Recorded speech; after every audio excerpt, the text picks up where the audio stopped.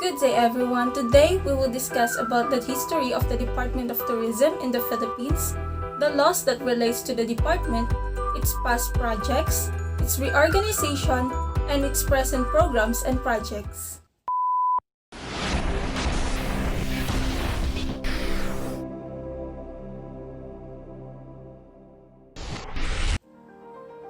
So the history of the Department of Tourism in the Philippines is in 1950s. It started as a private initiative. The Philippine Tourist and Travel Association was organized. In 1956, the Board of Travel and Tourist Industry was created by law. 1973, the Department of Tourism, Philippine Tourism Authority, and Philippine Convention Bureau were created by the Philippine government. In 1986, under Executive Order No. 120 and 120-8, DOT and Philippine Convention Bureau were reorganized structurally and functionally. PCB was renamed Philippine Convention and Visitors Corporation. The Department of Tourism in the Philippines logo, represented by a shell, depicts the Philippines as the Pearl of the Orient. The shell has 13 vertical lines representing 13 regions of the country, where unique and beautiful destinations awaits foreign and local tourists.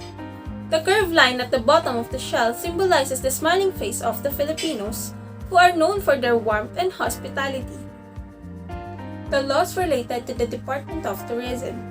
Republic Act 7042, as amended by Republic Act 8179, also known as the Foreign Investment Act of 1991, provides for the policies that foreigners can now invest in all activities and enterprises in the Philippines. Under the Foreign Investment Act of 1991, a foreign national or equity must determine the kind of enterprise sought to be entered into, whether the enterprise is a domestic marketing enterprise or an export enterprise. Article 12, National Economy and Patrimony, Section 11, no franchise certificate or any other form of authorization for operation for a public utility shall be granted except for the citizens of the Philippines. Investment in travel agencies and tour operators. The following may apply for accreditation as tour operator: a resident Filipino citizen, a partnership organized under the laws of the Philippines, at least 60% of its capital being owned by a Filipino citizen, corporations organized under the laws of the Philippines, at least 60% of the subscribed common or voting system shares stock of which is owned by a Filipino citizen, and the composition of its board of directors being at least 60% Filipinos.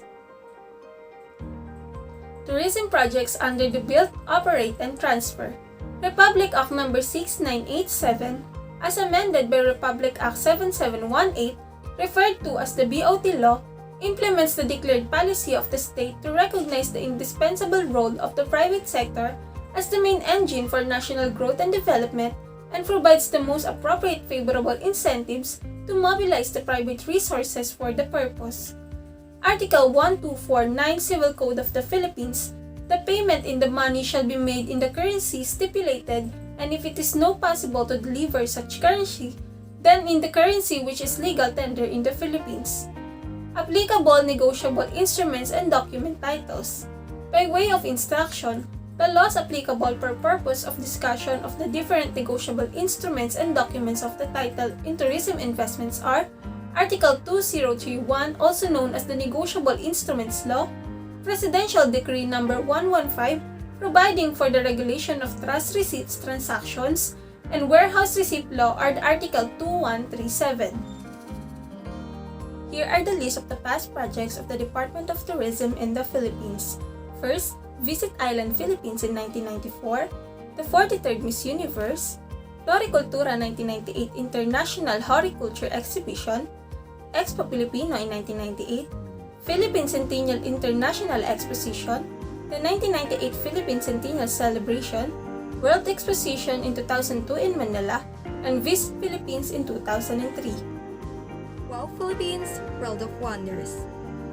Pilipinas kay ganda, slogan and campaign of 2010. Is more fun in the Philippines. Visit the Philippines year 2015. Visit the Philippines again, 2016. The 65th Miss Universe, 2016. Boracay Rehabilitation, 2018. and Southeast Asian Games 2019. The Secretary of Tourism is the head of the Department of Tourism and also a member of the President's Cabinet. She is Secretary Bernadette Romulo Puyat. The organization structure is divided into 5 sectors. The Office of the Secretary provides leadership, direction, and substance to the overall operations of the department. It formulates policies, plans, programs, rules, and regulations, reviews and evaluates the performance of the Tourism Master Plan, and advises the President on all matters affecting the tourism program of the country. The tourism promotion sector has the primary function of promoting the Philippines as a tourist destination, domestically and internationally. It devises integrated marketing and promotional activities such as information dissemination, public relations, special events, and related tourism programs. It likewise supervises the overseas field offices established to implement and enhance the tourism development and promotion program of the department in the international field. The Tourism Services and Regional Offices sector is tasked to ensure the pleasant entry, stay, and exit of tourists. It formulates standards of quantity and efficiency for tourism-oriented establishments, among others, done through an accreditation system.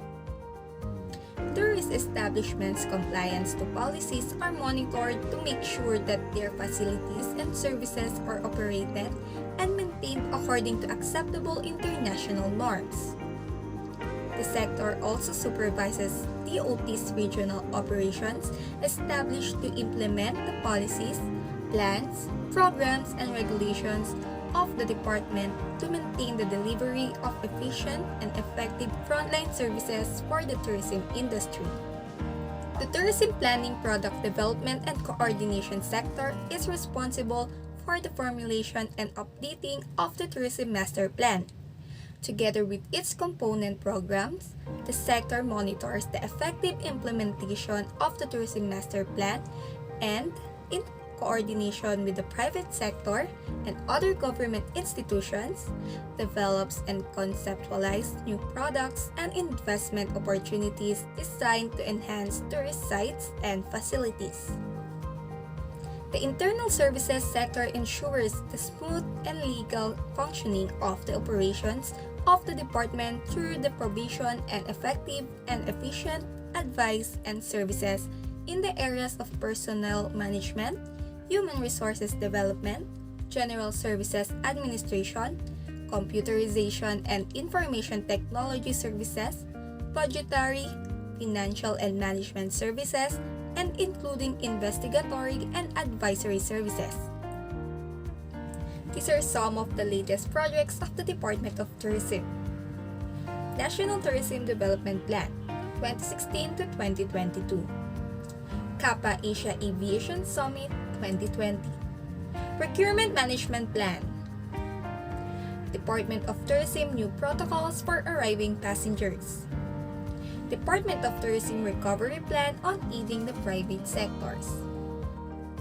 Department of Tourism's Have a Safe Trip Pinas that promotes safe travels and support tourism workers. And lastly, Department of Tourism's Kain Na. I'm Cristina, Michaela A. Cabus. My name is Justine Joy, Deleon.